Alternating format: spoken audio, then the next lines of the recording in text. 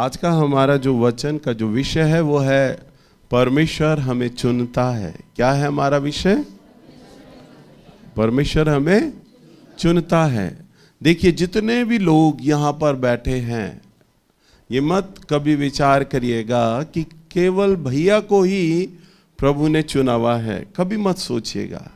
जितने भी लोग यहाँ पर बैठे हुए हैं, एक एक जन, शायद आपके परिवार के लोग आपको तुच्छ जानते हो, निकम्मा जानते हो, छोटा समझते हो। परिवार के लोग, रिश्तेदार के लोग आपको सोचें कि पढ़ा लिखा नहीं है, किसी काम का नहीं है, कुछ नहीं कर पाएगा, कुछ नहीं बन पाएगा। शायद आपकी अपनी निगाह में भी ऐसा आपको लगता होगा कि जो मेरा जीवन है ना वो किसी काम का नहीं है। कई बार आज जवान बच्चे बहुत ज़्यादा आत्महत्याएं करते हैं, हम न्यूज़ों में सुनते हैं। जैसे ही रिजल्ट आता है, एग्ज़ाम्स की तैयारियां होती हैं, बच्चे आत्महत्या करने लग जाते हैं। क्यों करने लग जाते हैं? क्योंकि उनके विचारों में ये विचार आता है कि हमारा जो जीवन है ना वो किसी काम का नहीं है, बेकार हो गया हमारा जीवन, हमारी पढ़ाई लिखाई, हमारी योग्यता बेकार है बिल्कुल। मैंने इतनी मेहनत करी पर मैं सफल नहीं हो पाया, सफल नहीं हो पा रहा हूँ। बहुत लोग ये सोच के निराश हो जाते हैं, नशा करने लग जाते हैं, शराब पीने लग जाते हैं या आत्महत्या करने लग जाते हैं। पर आप विचार करें, इतनी खामियों के बाद परमेश्वर हम पर निगाह रखता है और वह हमें चुनना चाहता है। हालेलुया। और जितने भी लोग यहाँ पर बैठे हैं, और शायद आप भी अपने लिए ऐसा ही विचार करते हो, परंतु परमेश्वर ने आपके ऊपर निगाह कर रखा है और वह आपसे बहुत प्रेम करता है। आपकी तमाम कमियों के बावजूद परमेश्वर के लिए आप बहुत ही प्रिय हैं। हालेलुया। और हम इस चुने जाने के इस छोटे से प्रोसेस को, प्रभु हमें किस प्रकार चुनता है अपनी महिमा के लिए, हम प्रभु के दृष्टिकोण से, उसके विचारों से हम इस बातों को समझने का प्रयास करेंगे। हम निकालेंगे प्रभु के वचन में से यशायाह की किताब, इसका 64 अध्याय और इसका 8 पद। हे यहोवा, तू हमारा पिता है, देख हम तो मिट्टी हैं और तू हमारा कुम्हार है। हाँ, हे यहोवा, क्या कहता है? तू हमारा क्या है? पिता है। दोबारा रुक रुक के पढ़ो बेटा। तो भी हे यहोवा, तू हमारा पिता है, तू हमारा पिता है, देख हम तो मिट्टी हैं, हम तो क्या हैं? मिट्टी हैं, और तू हमारा कुम्हार है। और तू हमारा कुम्हार है। हालेलुया। बहुत ही खूबसूरत वचन है, प्रभु का वचन है। कहता है, हे प्रभु, हम तो मट्टी हैं, मट्टी मट्टी, और तू हमारा कुम्हार है। तू हमारा क्या है? देखिए, मैं जब ढाका में रहा करता था, छोटा बच्चा होता था मैं, तो हमारे पड़ोस में एक कुम्हार फैमिली हुआ करता था, और वो कोई और नहीं था, वो आप सब जानते हैं, भाई संजय है ना, जो कीबोर्ड बजाते हैं, पास्टर हैं। कितने लोग हैं बताओ? कितने लोग भाई संजय को जानते हैं ना? बहन सोनिया को। उनका परिवार हमारा पड़ोस में रहा करता था, और उनके जो दादाजी थे ना, तब वो, क्योंकि उस समय, अब तो कुम्हार लुप्त हो जाते हैं और बर्तन मट्टी के बिकते नहीं हैं, लोग नहीं खरीदते, पर उस समय बड़ा चलन था, फ्रिज नहीं होते थे, मटकों से काम चलता था। तो मैं छोटा बच्चा होता था, इतना बड़ा, और संजय भाई के जो दादा थे ना, वो चाक पर जब बनाते थे ना, सुराई, मटका, दिया, तो मैं रोज जाकर वहाँ खड़ा हो जाता था, और वो बनता, वो मुझे बड़ा अच्छा लगता था। चाक पे गोल गोल बहुत तेजी से घूम रहा है, और मैं बैठकर देखता रहता था इस प्रोसेस को। पर मुझे समझ नहीं आ रहा था, प्रभु मेरे हृदय में उस बात को डालते होंगे जब मैं छोटा था।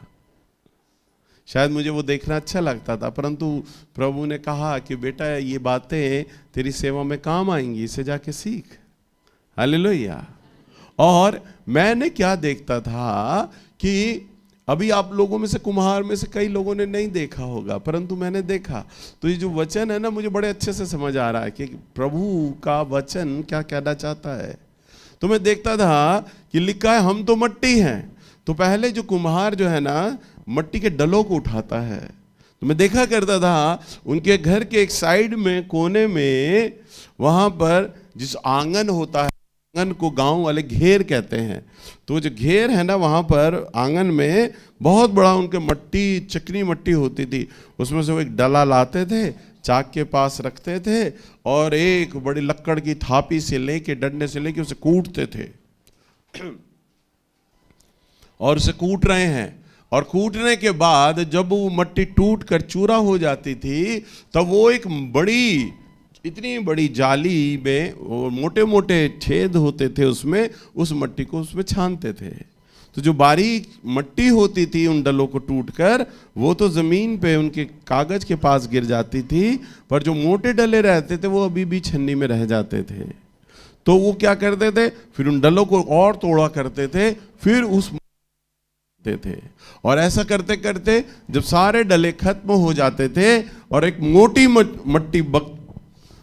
मट्टी जो होती थी वो बच जाती थी, फिर उस मोटी मट्टी को लेकर फिर और उसको थापी से और कूटा करते थे और बहुत देर तक उसे कूटते रहते थे। और कूटने के बाद फिर उस मट्टी को बारीक वाली छन्नी में लेके उसे छानते थे। जैसे बहनें लोग आटा छानने की छन्नी इस्तेमाल करती है ना, वैसे ही वो छन्नी होती थी बारीक, फिर उसे छानते थे और बिल्कुल महीन पाउडर के समान वो जो मट्टी होती थी ना, निकलती थी। और उस मट्टी में जितने भी छोटे छोटे कंकड़ हैं, पत्थर हैं, उन्हें कुम्हार बीन बीन के निकाल के फेंक दिया करता था। और बिल्कुल जो महीन, बिल्कुल मट्टी बारीक हो जाती है, छन्नी, महीन छन्नी भी उसे छान देती है। फिर जो आटे के समान वो मट्टी हो जाती थी, फिर कुम्हार उस पर पानी डाल के उसे गूंदता था आटे के समान। और जैसे बहनें लोग आटा गूंदते वक्त आटे में मुक्कियां मारती हैं, वैसे ही कुम्हार भी आटे में मुक्कियां मारता है। सोचो, एक मट्टी के संग कुम्हार कैसे व्यवहार कर रहा है। उसे तोड़ रहा है, फिर बारीक छन्नी में छानता है, फिर और तोड़ता है, फिर पानी डाल के फिर मुट्ठियाँ मारता है, फिर और तोड़ता है, और फिर बिल्कुल आटे से भी बारीक उसे बना देता है। और उस गीली मट्टी को वो चाक पर रखता है और फिर तेज से घुमाता है उसे। और ये प्रक्रिया मुझे बड़ी अच्छी लगती थी। और कुम्हार जब यूं घुमाता था तो मट्टी के डलों को पता नहीं किस तरह से वो उंगली रखता था कि वो डला एकदम से मटके की शेप लेता चला जाता था, मटके का आकार लेता चला जाता था। हालेलुया। इतना बड़ा मट्टी का डला जो गूंदा हुआ है ना, बिल्कुल कुम्हार एक जादूगर के समान मुझे लगता था। अरे ये इसने मटकी के डले को किस प्रकार से बना दिया कि एकदम से ये मटकी का डला मटका बनता चला गया। हालेलुया।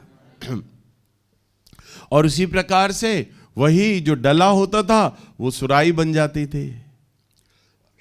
इधर ध्यान दीजिए। तो वही जो डला होता था वो सुराई बन जाती थी। और इसी प्रकार से वो जो सुराई है, दिया है, कुछ भी जो कुम्हार का मन है ना, जिस बर्तन को बनाने का, वो बर्तन आकार देके बना लिया करता था। हालेलुया। परंतु मट्टी की कोई भी साथ नहीं है। हालेलुया। मट्टी की कोई भी साथ नहीं है। अब देखो वचन में क्या लिखा है, हम तो मट्टी हैं और तू हमारा कुम्हार है।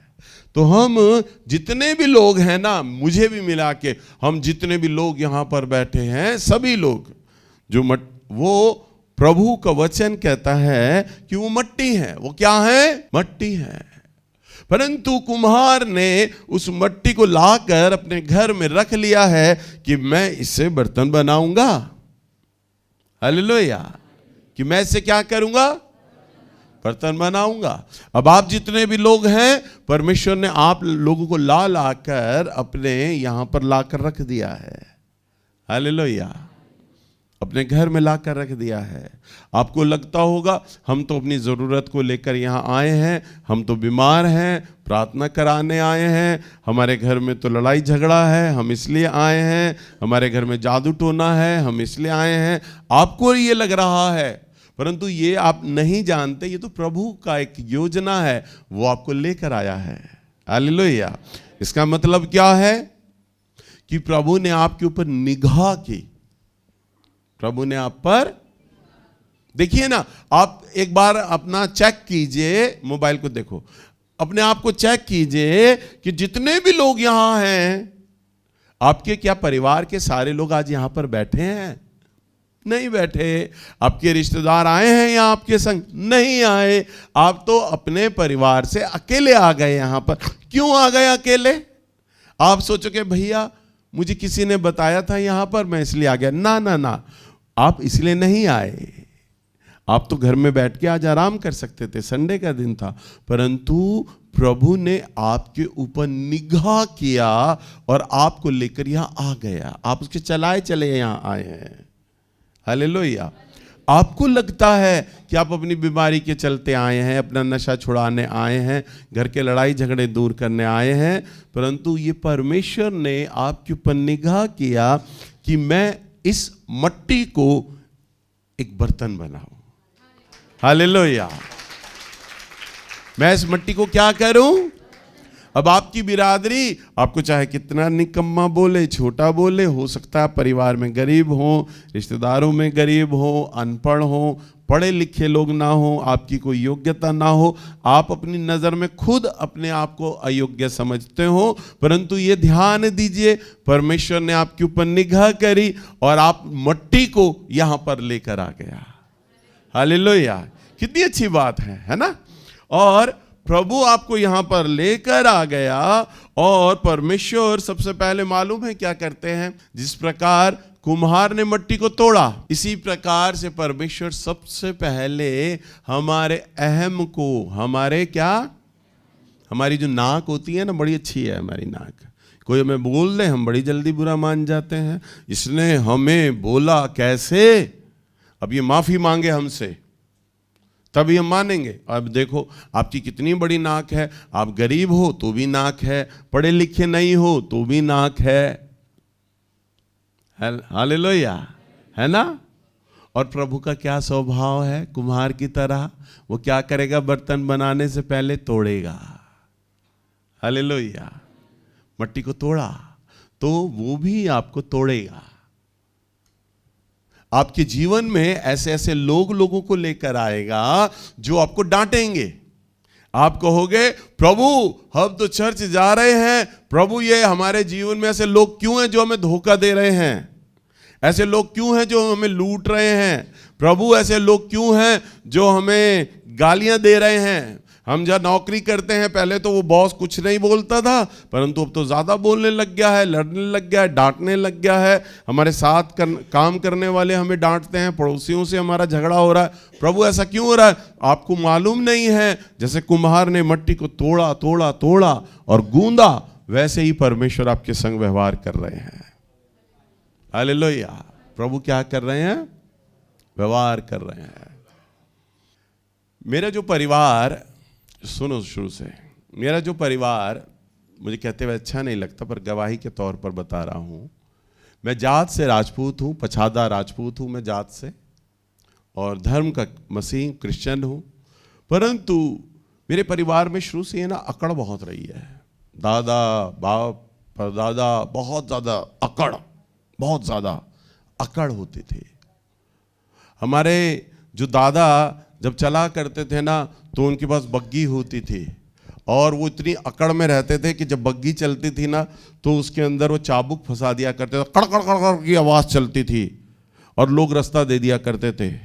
हैं तो लोग रास्ता दे दिया करते थे कि अरे वो आ रहा है अजीत सिंह, मेरे दादा का नाम अजीत सिंह था, तो कह रहे अजीत सिंह आ रहा है तो रास्ता दे दो इसे, तो वो रास्ता दे दिया करते थे। बिल्कुल अकड़ भरी हुई थी।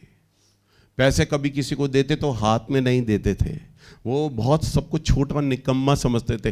पैसे लेते थे ज़मीन पे फेंक दिया करते थे, लो यूं करके दे दिया करते थे। ऐसी अकड़ होती थी। मेरे पिता में भी वही अकड़, डीएनए है ना, मेरे अंदर भी वही अकड़ आ गई। हालेलुया।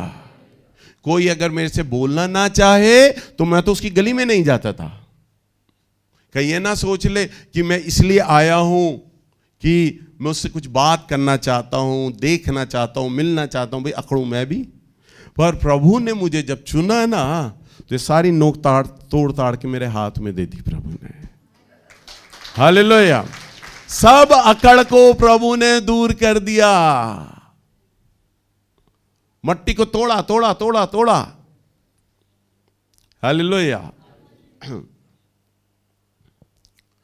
प्रभु ने मेरा बहुत अपमान कराया।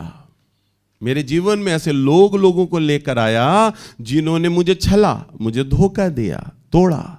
रात दिन मैंने आंसू बहाए, टूटा। और प्रभु ने मुझे सिखाया, मेरे बेटे इन्हें क्षमा कर दे, इन्हें क्षमा कर दे, इन्हें क्षमा कर दे।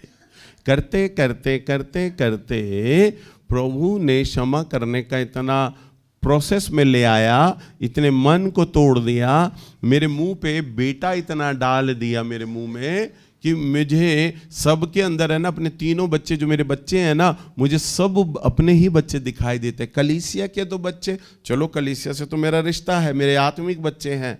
जो सेल्समैन आता है मेरे घर पे, ब्लिंकिट का आता है, जोमेटो का आता है, मेरे सेल्समैन दरवाजों पे जो आता है, तो मेरे मुंह से उनके लिए बेटा निकलता है। बेटा चाय पिएगा, पानी पिएगा।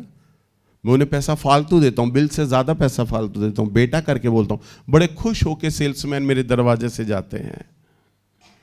मैं उन्हें डांट के बात नहीं करता, ये भैया करके नहीं बोलता, बेटा बोलता हूं। उन्हें अच्छा लगता है कि कोई हमें बेटा बोल रहा है। कोई कड़कती गर्मी में हमें पानी पूछ रहा है, फ्रिज, वो कहते हैं हमारे पास अंकल बोतल है, मैं कहता लाओ बेटा मैं भर देता हूं, तो फ्रिज का ठंडा पानी उन्हें देता हूं। पूछता हूं नॉर्मल पियोगे ठंडा पियोगे? वो कहते हैं भैया नॉर्मल दे दो, तो नॉर्मल देता हूं। ठंडा मांगते हैं तो ठंडा देता हूं।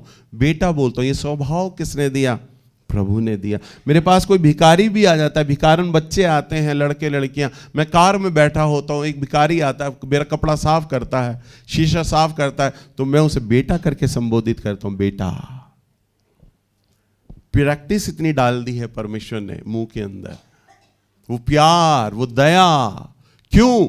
एक अकड़ वाले परिवार से, एक अकड़ वाली जात से, एक अकड़ वाले लड़के को प्रभु ने इतना तोड़ा है कि मैं अगर तुझे चुनूंगा, तुझे अपना काम लूंगा ना, तो मैं तुझसे काम लूंगा जब, क्योंकि तू मट्टी है और मैं तेरा कुम्हार हूं। मैं बर्तन तभी तुझे बना पाऊंगा अपने मन के अनुसार जब तू टूट जाएगा। हमारा रिश्तेदारों के अंदर, रिश्तेदारों में हमारे सारे रिश्तेदार सब अच्छे पैसे वाले, पर रिश्तेदारों में मेरा परिवार बहुत गरीब, बहुत ज्यादा गरीब। खाने को कुछ भी नहीं होता था। 2-2 दिन भूखे, 3-3 दिन भूखे रहा करते थे, और खाने को मिल भी जाता था। आज मुझे कलीसिया के कई लोग कहते हैं भैया हम बहुत गरीबी में हैं, आप आके हमारे लिए प्रार्थना कर दो। और जब मैं जाता हूं उनके घर में तो मुझे वो चिकन खिलाते हैं, बिस्कुट देते हैं, चाय देते हैं, नमकीन देते हैं। हमारे को 2 दिन बाद जब खाने को मिलता था ना, तो पता क्या खाते थे हम? पैसा अगर अरेंज हो भी जाता था कहीं से, तो टमाटर खरीदते थे और ब्रेड खरीदते थे, और टमाटर को काट के स्लाइस पे लगाते थे। तेल नहीं होता तो दाल कैसे बनाए? नमक हल्दी मिर्चा नहीं होती थी तो सब्जी कैसे बनाए? पैसे ही नहीं थे, डब्बे सारे खाली पड़े थे किचन के। सिर्फ टमाटर टमाटर टमाटर काट काट के हम गुजारा करते थे और ब्रेड पे रख के खाते थे। 2 दिन बाद अगर खा रहे हैं तो ब्रेड खा रहे हैं, टमाटर खा रहे हैं। हम सोचिए कितनी गरीबी में हम जाते थे, हद से ज्यादा गरीब थे। मैं 10वीं पास पढ़ ही नहीं पाया, नौकरी पर लग गया, मजदूरी करता था, पेटियां उठाता था, सर पे कंधे पे रखकर ट्रक में भरता था मैं। ऐसी अवस्था थी। अकड़ होने के बाद भी नौकरी में प्रभु हमें ले आया। उसके बाद प्रभु ने मुझे चुनना शुरू किया, अपना आरंभ किया।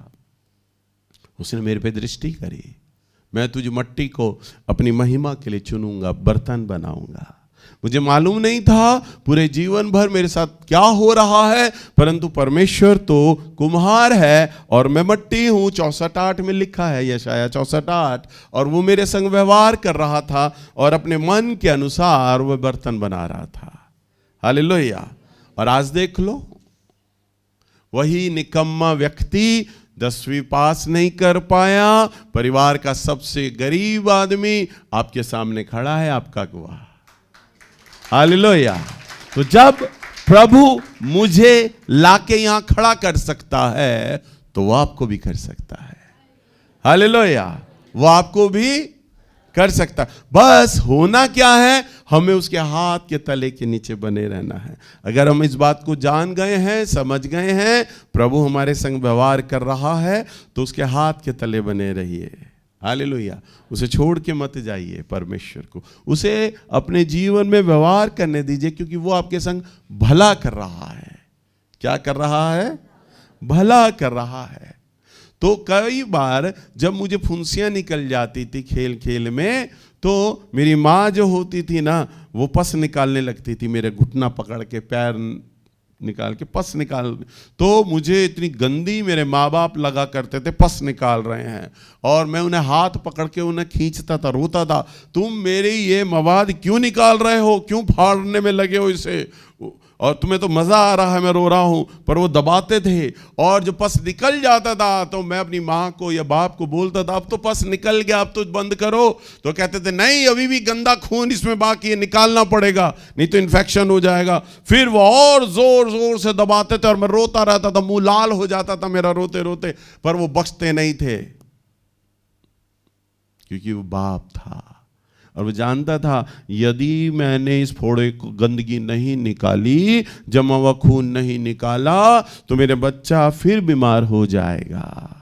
वो थोड़ी देर के लिए मन कठोर कर लेते थे, मन उनका भी रोता था क्योंकि उनकी औलाद रो रही है, पर उनको मेरे संग ऐसा व्यवहार करना पड़ता था, मुझे चंगा करने के लिए ऐसा करना पड़ता था। हालेलुया। ऐसे ही परमेश्वर को अच्छा नहीं लगता है हमें दुख में डालना, आपको दुख में डालना, मुझे दुख में डालना। जितना हम रोते हैं ना, उससे कहीं ज्यादा तो परमेश्वर रोता है, पर वो क्या करे, मजबूर है, उसे करना पड़ता है। हालेलुया। हमें तैयार करने के लिए परमेश्वर को ऐसा करना पड़ता है, वो ऐसा व्यवहार करता है। वो जानता है मेरे बच्चों, मैं तुम्हारे भले के लिए कर रहा हूं, मैं इसलिए कर रहा हूं, तुम गरीब हो, तुम्हें गरीबी से निकालने के लिए तो मैं ऐसा कर रहा हूं। तुम्हारा मान सम्मान नहीं है, तुम्हें मान सम्मान दिलाने के लिए मैं ऐसा कर रहा हूं। हालेलुया। आज मेरा कितना मान सम्मान है। चर्च में आता हूं, मुझे कोई रुमाल उठाने नहीं देता है। घर में भी चला जाता हूं, मुझे कोई रुमाल उठाने नहीं देता है। मेरे चर्च में 2 विश्वासी बहन आती हैं सुबह सेवा के लिए, एक सुबह आती है, एक शाम को आती है। कुछ भी वो काम नहीं करने देते मुझे या मेरी पत्नी को। है? कौन इतना आदर दिलाता है? परमेश्वर दिलाता है। हालेलुया। तो सबसे पहले जो प्रभु ने, हम उदाहरण देखते हैं मूसा के जीवन को, प्रभु ने मूसा के अहम को परमेश्वर ने तोड़ा। हालेलुया। देखिए, इस्राएली था पर मिस्रियों के घरों में पला बढ़ा, और जब उसे पता चलता है, जब प्रभु उसे दर्शन देता है कि तू इस्राएली है और मैंने अपनी इस्राएली कौम के लिए तुझे चुना है, जब प्रभु उसे दर्शन देते हैं, तब वो जब जान पाता है, तब वो 40 वर्ष का हो जाता है। राजा के घर में पला था, राजकुमार के समान। कैसा रहता है वो? फिरौन की जो बहन होती है, वो मूसा को एक पानी में से, दरिया में से निकाल लेती है, टोकरी में जा रहा होता है, उसे वो पालती है अपना बच्चा समझ के। और उसका जो भाई होता है मिस्र का राजा फिरौन, तब उस समय जैसे हम संसार में वर्ल्ड पावर अमेरिका देखते हैं ना, अमेरिका का डॉलर चल रहा है, पूरे उस पर राज करता है पूरे, तब पूरे संसार में मिस्र की सभ्यता राज करती थी पूरे संसार में, बहुत पावरफुल देश था। तभी तो आज जब हम अपना इतिहास पढ़ते हैं 7वीं 8वीं में 9वीं में, जब इतिहास पढ़ते हैं, हम क्यों पढ़ते हैं मिस्र की सभ्यता? क्योंकि हमारे देश के साथ उसका संबंध है, मिस्र से, इजिप्ट से। पावरफुल देश था और उसका राजा का जो भांजा था वो मूसा था, और राजा भी बहुत प्यार करता था उसको, और राजकुमार बनाना मांग रहा था मूसा को। 40 साल वो महल में रहा, दासियों ने उसे पाला, दासियों ने नहलाया, दासियों ने खाना खिलाया, राजकुमार के समान होता था, सुंदर सुंदर महंगे कपड़े पहनने। परंतु जब प्रभु का दर्शन उसे मिला तो प्रभु ने कहा, राजा का घर छोड़ दे और मेरे लोगों के पास चला जा। और जो इस्राएली लोग थे वो मिस्र के गुलाम थे। वो मिस्र के क्या थे? गुलाम थे, गुलामी में थे। जब भारत में अंग्रेजों का जब राज था तो हम पिक्चरों में देखते हैं ना किस तरह से वो अत्याचार हिंदुस्तानियों पे किया करते थे। उसी तरह से मिस्र के जो लोग थे ना, इस्राएलियों पे अत्याचार किया करते थे। तब मूसा ने राजा के सामने, यानी अपने मामा के सामने कहा कि मैं अब मिस्र छोड़ दूंगा, मुझे तो प्रभु की सेवा करनी है, मैं इस्राएली हूं, मैं जान गया हूं, और मुझे अपने इस्राएली भाई बहनों की मदद करनी है। वो राजा के विरोध में खड़ा हो गया। तब राजा उसके गले में पानी की बोतल डाल देता, समझाता है, तेरे सामने मिस्र का सुंदर भविष्य पड़ा है, तू क्या कर रहा है? वो नहीं कहता, न कहता है मैंने जाना है गुलामी के अंदर, अपने लोगों की सेवा करनी है, प्रभु ने बोला है मुझे। और राजा उसे तब गले में पानी की छोटी सी बोतल और कुछ खजूर दे देता है, कहता है जा मिस्र से निकल जा। तब तो रेगिस्तान हुआ करते थे 4000 साल पहले, कोई हेलीकॉप्टर, सड़क, रेलगाड़ी कुछ नहीं था, पैदल पैदल जा रहा है रेगिस्तान में, वो उसे मालूम ही नहीं मैंने कहाँ जाना है, जा रहा है। राजा देता है, ऐसे ही जाएगा, कई किलोमीटर चल के, पानी नहीं मिलेगा, मर जाएगा, ये भेज देते हैं उसे। परंतु क्या हुआ, आगे चल के कुछ समय बाद वो एक गांव में जाता है, वहाँ पर एक चरवाहे से मिलता है। वो चरवाहा अब उसे काम पर रख लेता है, अपनी भेड़ें चराने के लिए उसे दे देता है। 40 साल फिर वो भेड़ों को चराता है। क्या करता है? 40 साल भेड़ों को चराता है। 80 साल का हो गया वो। कितने साल का? राजकुमार को लिया था, तोड़ा 40 साल तोड़ा परमेश्वर ने, और 40 साल तोड़ने के बाद 80 साल में प्रभु कहता है, जा अब तू जा फिरौन, जा तू मिस्र में जा, मेरे लोगों को तू छुड़ाएगा, मैं तेरे संग हूं। और हम बाइबल में देखते हैं मूसा एक प्रभावशाली याजक, एक भविष्यवक्ता बना, जो प्रभु के लोगों को लेकर चला। राजा ने कहा, अब मूसा को अब जहां से निकाल दो, इसका मिस्र से एक एक ईंट से नाम हटा दिया जाए। राजा हुक्म निकालता है, इतिहास में इसका नाम दर्ज ना हो, वो कहता है। परंतु परमेश्वर ने क्या किया? मूसा के नाम को इतिहास में दर्ज कर दिया। हालेलुया।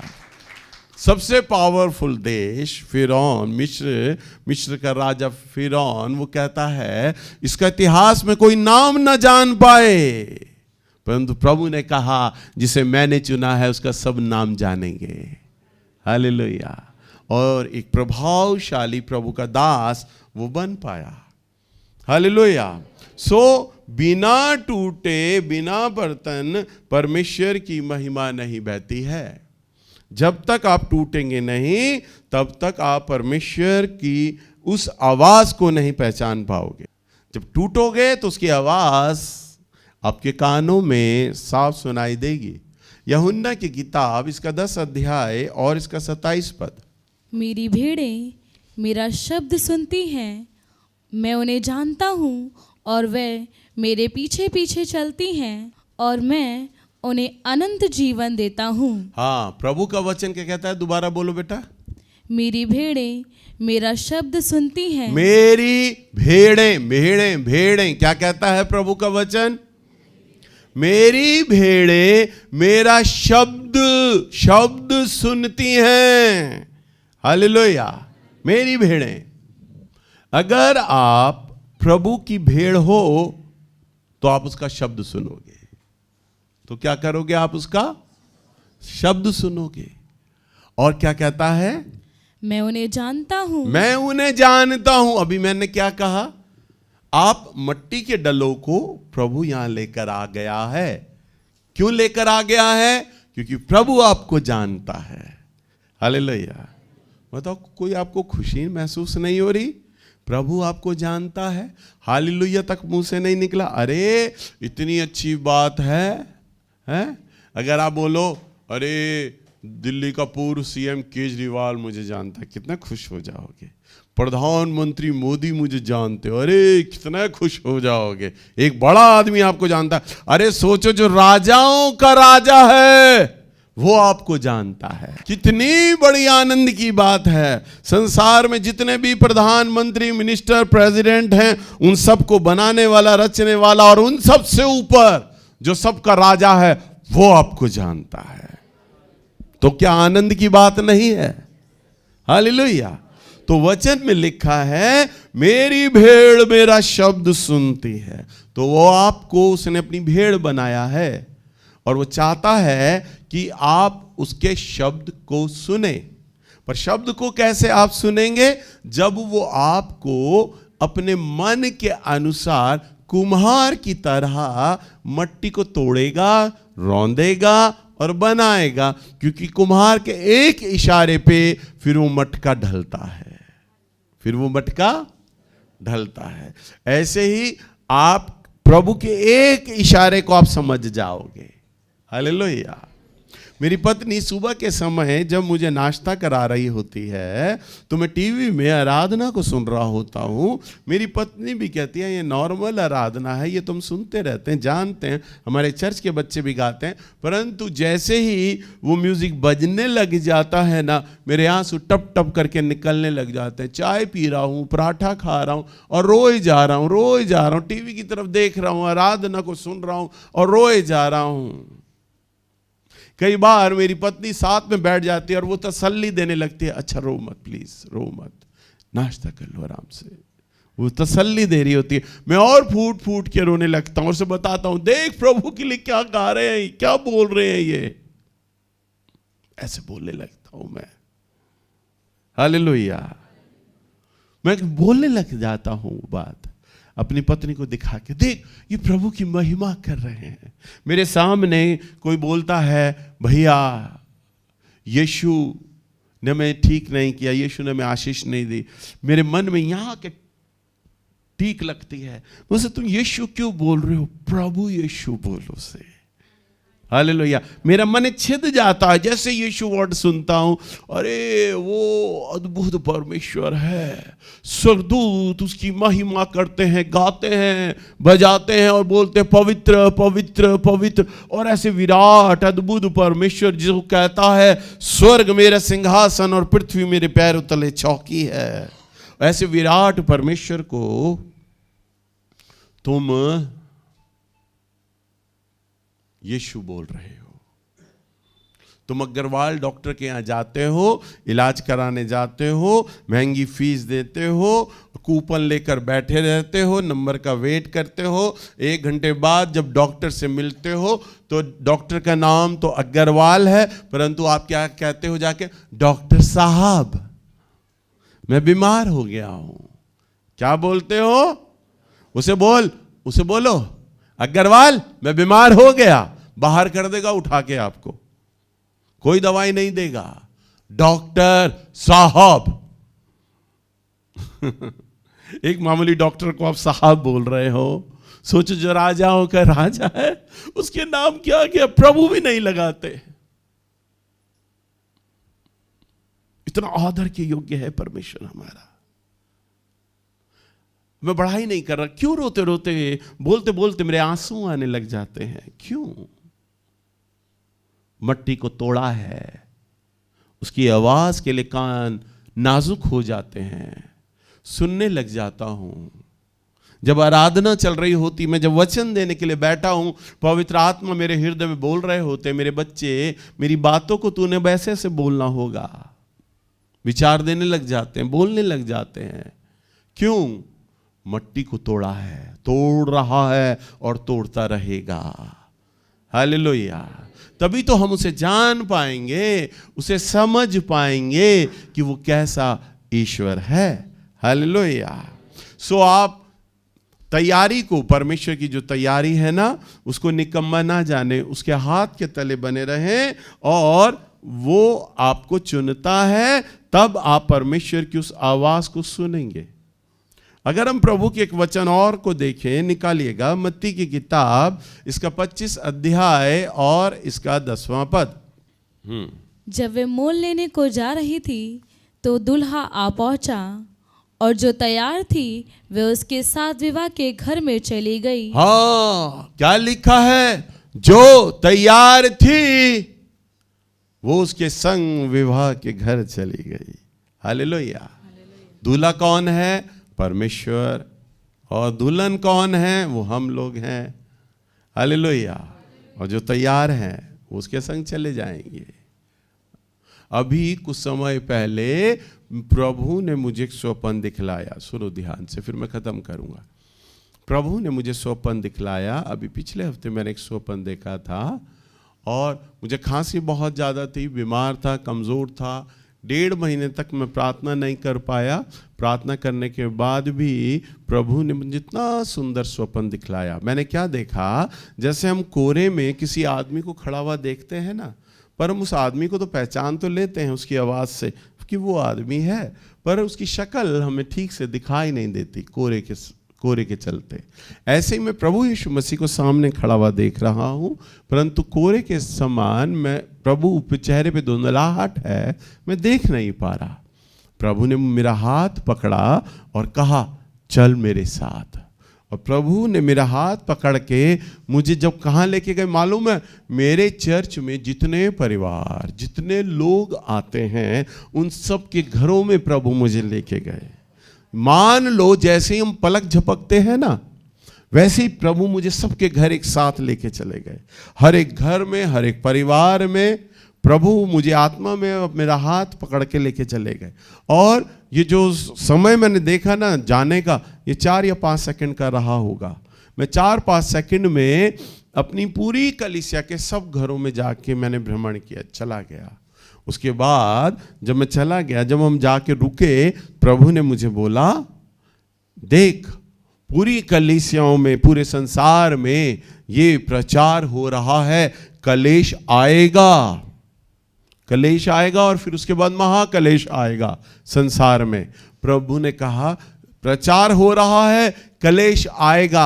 आएगा नहीं मेरे बेटे, आ चुका है और चल रहा है। तूने ये प्रचार करना है, सिखाना है, कलेश चल रहा है। और जैसे इस कलेश में मैं अपनी दुल्हन को, कलीसिया को तैयार कर रहा हूं कि वो मेरे संग उठाई जाए। हालेलुया। क्या लिखा है? विवाह के समय वे उन लोगों को जो तैयार थे उन्हें लेके चला गया, उन्हें लेके चला गया। आप विश्वास करो या ना करो, पर मेरा काम है प्रचार करना, प्रभु के वचन से सुनाना।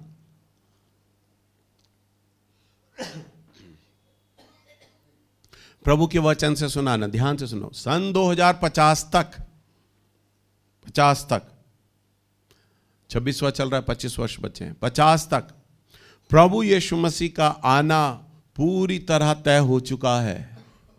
और प्रभु अपने लोगों को बादलों पे ले लेंगे। जो प्रभु के लोग होंगे, समझ नहीं आएगा पर मैं कह रहा हूं, नया नियम पढ़ोगे तो आपको समझ आ जाएगा। पूरे संसार में अब यही प्रचार हो रहा है। प्रभु अपनी कलीसिया को पलक झपकते ही लेगा।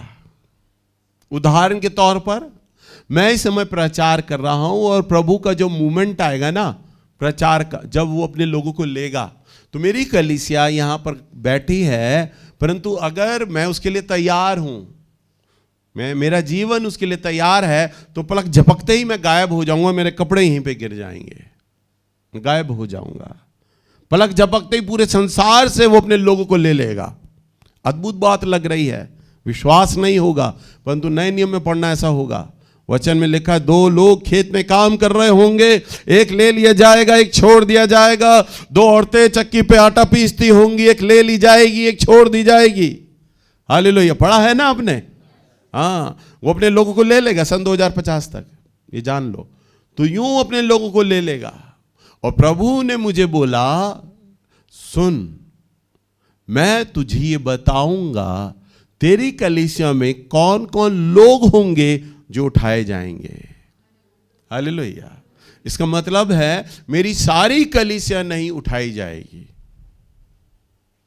कलीसिया में से केवल 2% लोग, 1% लोग बस उठाए जाएंगे, बाकी सारे ऐसे ही रह जाएंगे।